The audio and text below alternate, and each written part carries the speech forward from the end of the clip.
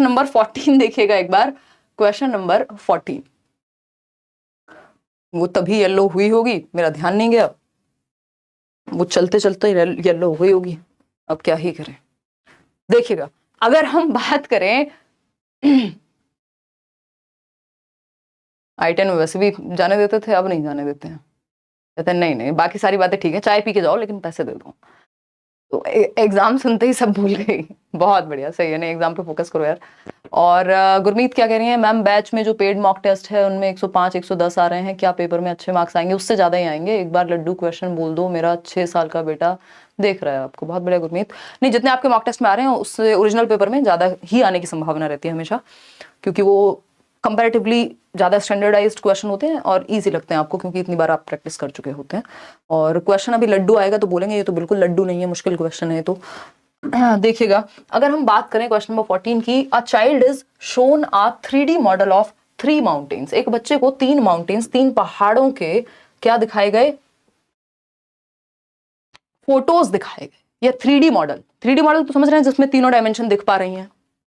और पूछा गया another person is looking at the model from a different position, यानी बच्चा मान लीजिए यहां खड़ा हुआ है पॉइंट ए पर, और एक और व्यक्ति है बी जो इधर खड़ा हुआ है। अब इस बच्चे से पूछा है, the child is asked to depict the other person's view of the model but is unable to do so.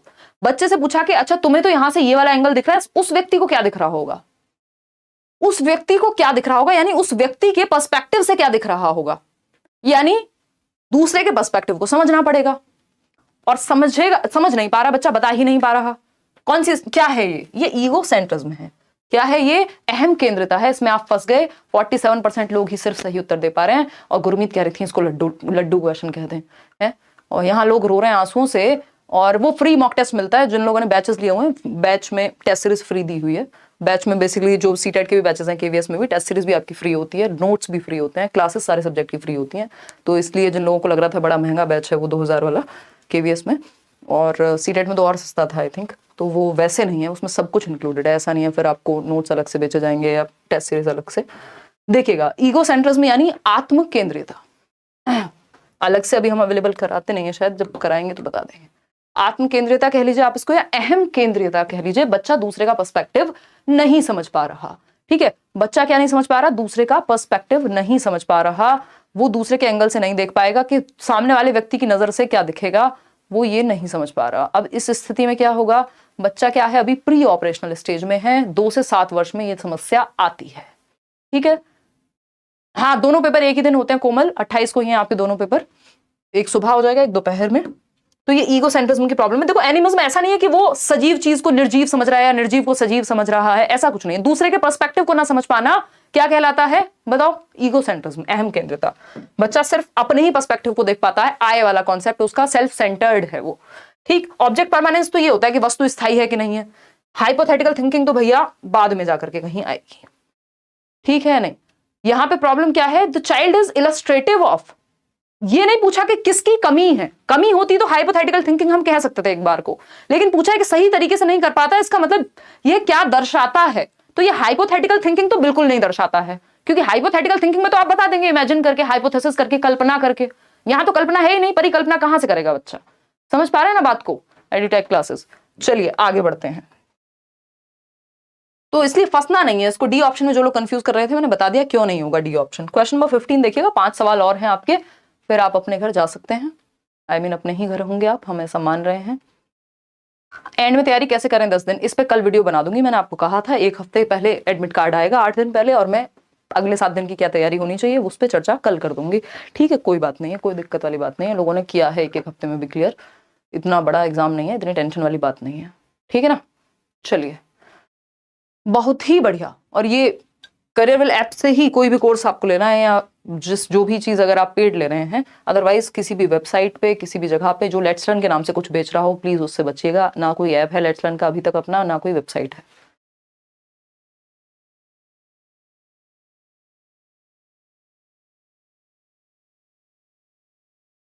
B option कहना है 73% लोग। जीन पियाजे proposed that children's thinking is dash that of adults, यानी Jean पियाजे ने प्रतिपादित किया कि बच्चों के सोचने की प्रक्रिया वयस्कों से क्या होती है, भिन्न होती है या नहीं होती है? बिल्कुल भिन्न होती है, लेकिन कैसे भिन्न होती है? नॉट डिफरेंट ऐसा नहीं है, मतलब बच्चा भी सेम सोच रहा है और आप भी सेम सोच रहे हैं, वाह वाह क्या बात क्या बात। क्वालिटेटिवली डिफरेंट फ्रॉम यानी गुणात्मक रूप से भिन्न है, या क्वांटिटेटिवली, तो क्वांटिटेटिवली तो सेम होती है, अमाउंट सेम है, बच्चा भी सोचता है आप भी सोचते हैं, वो खाने के बारे में सोच रहा होगा आप अपने ब्रेकअप के बारे में सोच रहे होंगे, प्रकार अलग हो जाएगा। काइंड इज डिफरेंट, क्वालिटी अलग है थॉट की, आप ज्यादा कॉम्प्लेक्स सोच सकते हैं कई बार या डिफरेंट तरीके से अपने कॉग्निटिव डेवलपमेंट के अनुसार, तो काइंड में अंतर होता है, क्वांटिटी में नहीं, मात्रा में नहीं, अमाउंट में नहीं, प्रकार या क्वालिटी अलग होती है थॉट की। एक 2 साल का बच्चा और एक 16 साल का या 26 साल के व्यक्ति की थॉट तो बच्चे को भी आ रहे हैं आपको भी आ रहे हैं, विचार तो दोनों के दिमाग में है, बस प्रकार अलग है विचारों का, ठीक है ना, क्वाइट सिमिलर नहीं होते। B option is the right answer. Question number 16 देखिएगा एक बार, क्वेश्चन नंबर 16 देखिएगा और जवाब दीजिएगा। क्या कहता है सवाल 16, बताइएगा फटाफट से बताइएगा बिना परेशान हुए। केवीएस पीआरटी में बीएड वाले एलिजिबल हैं विदाउट सीटेड बट हैं विदाउट सीटेड, ऐसा कब हुआ? चक्कर मत दिला देना मेरे को, क्रेजी वर्ल्ड नाम है आपका, तो आपने क्वेश्चन भी ऐसा ही पूछा है। मैम केवीएस पीआरटी में बीएड वाले एलिजिबल हैं without CTET but form fill नहीं है हो रहा, सीटेड की डिटेल्स मांग रहे हैं, तो मैं फॉर्म कैसे फिल कर सकती हूँ? विदाउट सीटेड कैसे टीजीटी फिल कर दोगे भाई? है ये कौन से सपने हैं, क्या फोन में लगी हुई हो? देखो विदाउट सीटेड नहीं होता, पेपर 1 में सीटेड चाहिए होता है, और मतलब पीआरटी में और टीजीटी में भी, पीजीटी में नहीं चाहिए होता है, मेरी नॉलेज के अनुसार तो मुझे इतना ही पता है, पता नहीं ये कौन सी रूपरेखा आपने पढ़ ली है किस चीज की।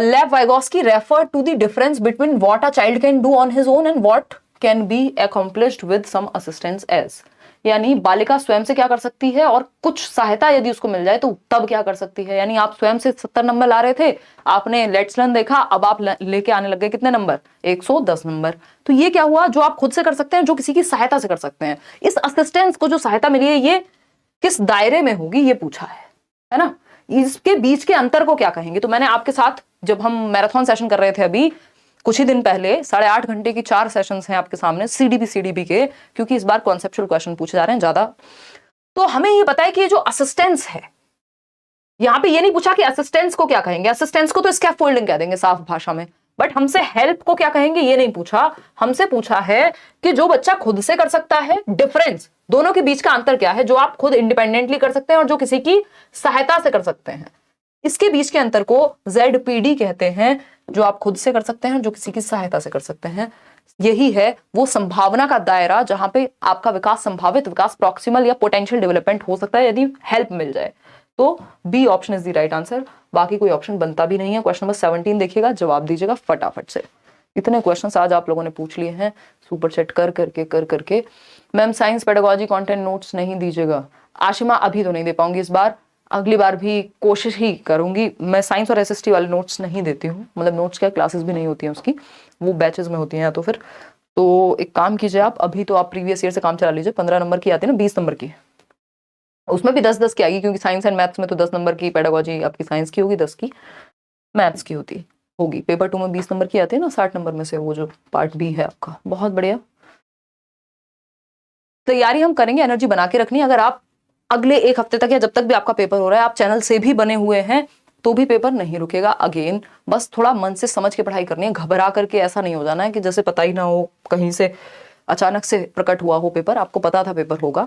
देखिएगा question number 17, which of the following statements about language and thought is correct from Vygotskian perspective. Vygotsky के अकॉर्डिंग थॉट और लैंग्वेज पे क्या बात है।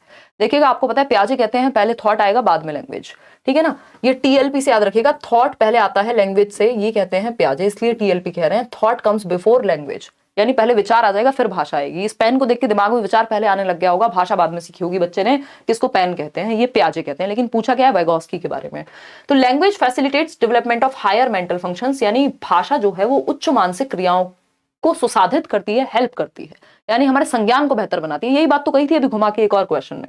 लैंग्वेज हिंडर करती है डेवलपमेंट को, भाई वाइगोस्की तो लैंग्वेज को टूल मानते हैं, कॉग्निटिव डेवलपमेंट का, सोसाइटी, कल्चर, लैंग्वेज, यही तीन चीजें तो इंपॉर्टेंट हैं वाइगॉस्की के according. Language does not play any role, ऐसा कैसे कह देंगे भाई?